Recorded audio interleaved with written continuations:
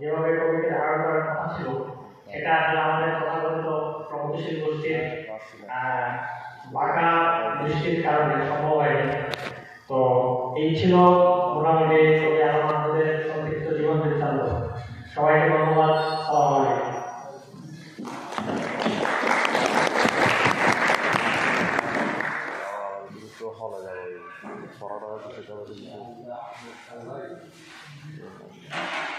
অসংখ্য ধন্যবাদ আর এরকম অসাধারণ তথ্য সমৃদ্ধ আলোচনার জন্য।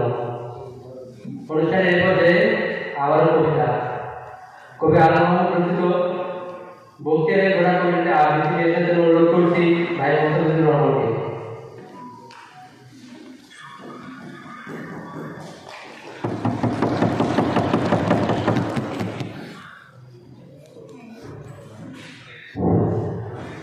আসসালামু আলাইকুম ওয়া রাহমাতুল্লাহি ওয়া বারাকাতুহু।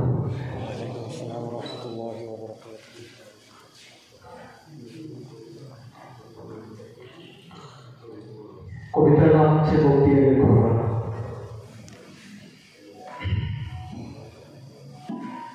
মাঝে মাঝে হৃদয় যুদ্ধের জন্য হাহাকার করে ওঠে, মনে হয় রক্তের সমাধান, বালুর তৃপ্তি। আমি তখন স্বপ্নের ভিতর জেহাদ জেহাদ বলে জেগে উঠি।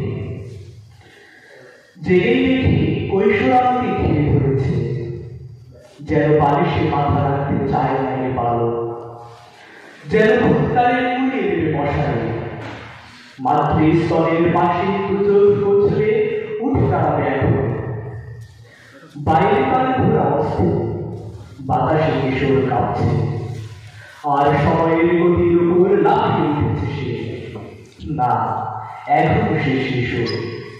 মা তাকে ছেড়ে ঘোরানো ছড়া শোনায়, বলে বালিশে মাথায় ধরো বেটা, শোনো বক্তিয়ার আসছে, আসছে আমাদের সাথে ছড়া এভাবে না দেওয়া।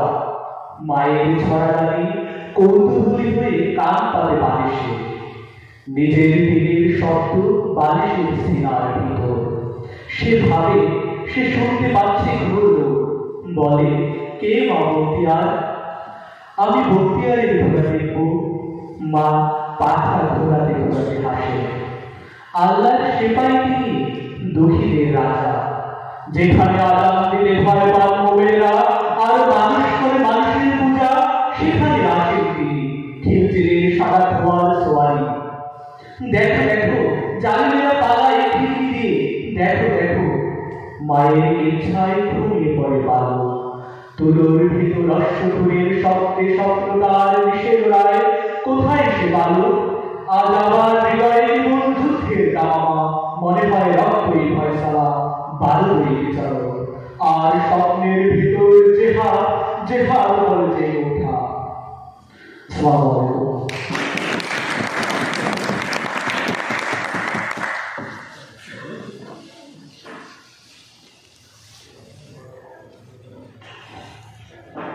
ধন্যবাদ ভাই মোহাম্মদ রহমানকে আমাদেরকে অসাধারণ আবৃত্তি উপহার দেওয়ার জন্য। অনুষ্ঠানের এই পর্যায়ে আমাদের আজকের অনুষ্ঠানের অন্যতম আকর্ষণ কুইজ প্রতিযোগিতা অনুষ্ঠিত হচ্ছে। আমাদের কুইজ প্রতিযোগিতায় কিছু নিয়ম রয়েছে। নিয়মগুলো হচ্ছে আমাদের মোট প্রশ্ন রয়েছে 15টি, সময় থাকবে 10 মিনিট এবং প্রত্যেক ভুল প্রশ্নের জন্য 0.5 নম্বর কাটা যাবে।